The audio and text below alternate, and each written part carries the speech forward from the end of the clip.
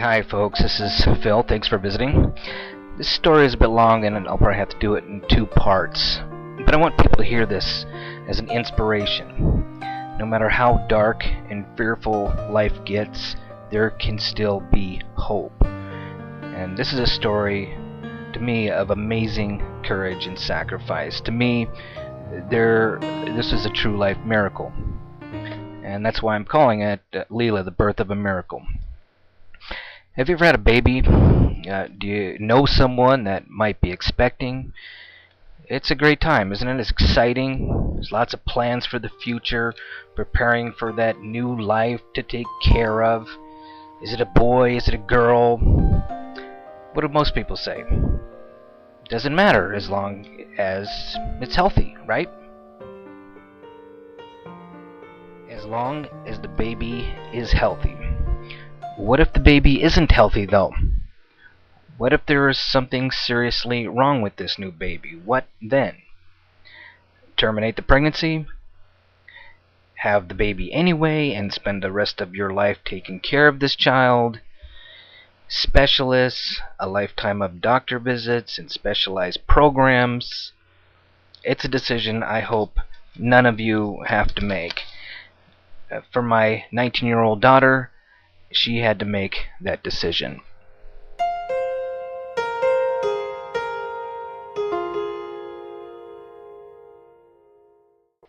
Lelah found out she was pregnant while visiting with us from Rhode Island.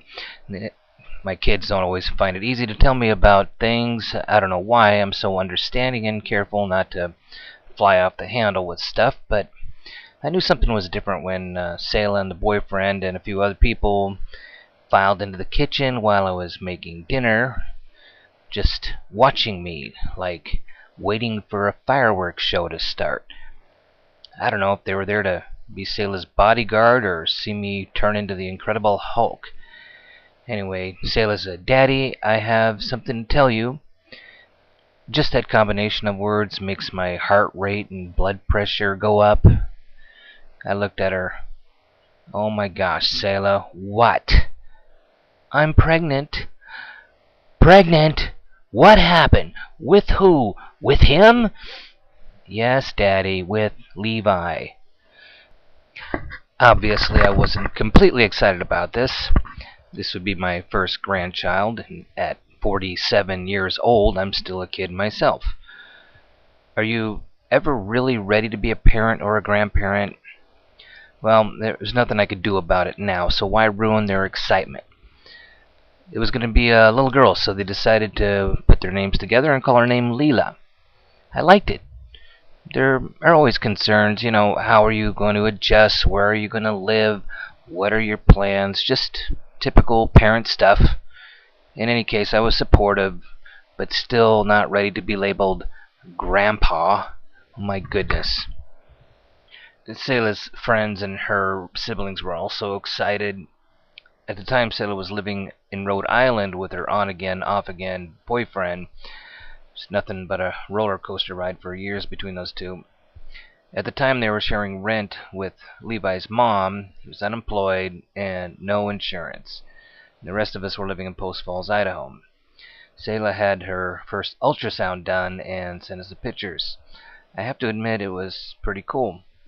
Lelah used to be such a rebellious little brat, and now she was becoming a serious, responsible mother. She quit drinking coffee, smoking, doing everything she needed to be a healthy mommy. I was proud of my 19-year-old daughter.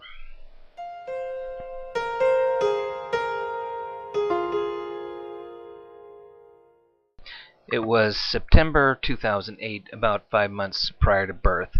I got a call from Lelah. "How's it going, honey?" I asked her. "It's fine, I think," she said. "You think? Well, why? What's going on?" "Well, the doctors need to run more tests on Lelah." "More tests for what?"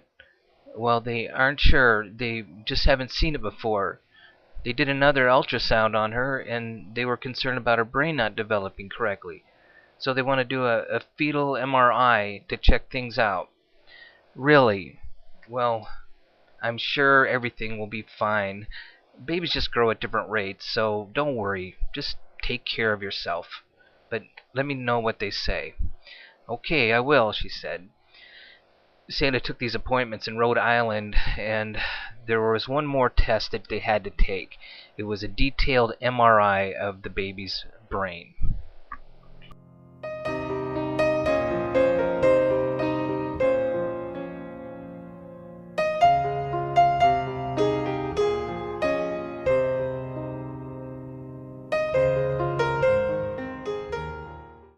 Lelah called me the day of the test.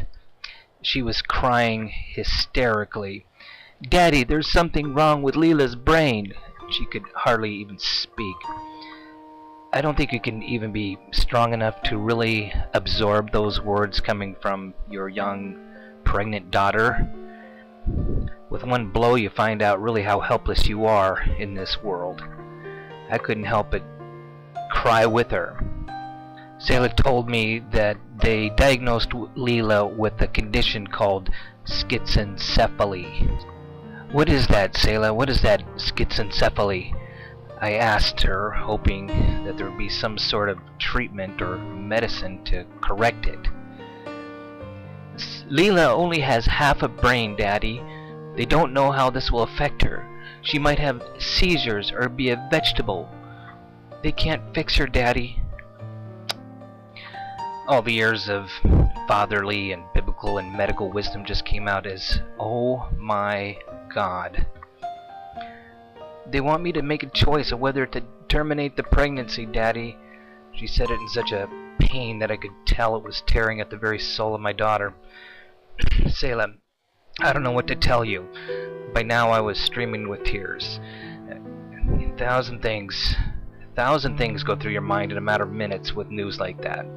Thoughts of a lifetime of feeding tubes and tanks and suffering or possible death. Lelah could be taking care of this baby the rest of her life. "Lelah, I will support you in whatever you choose, sweetheart," I told her.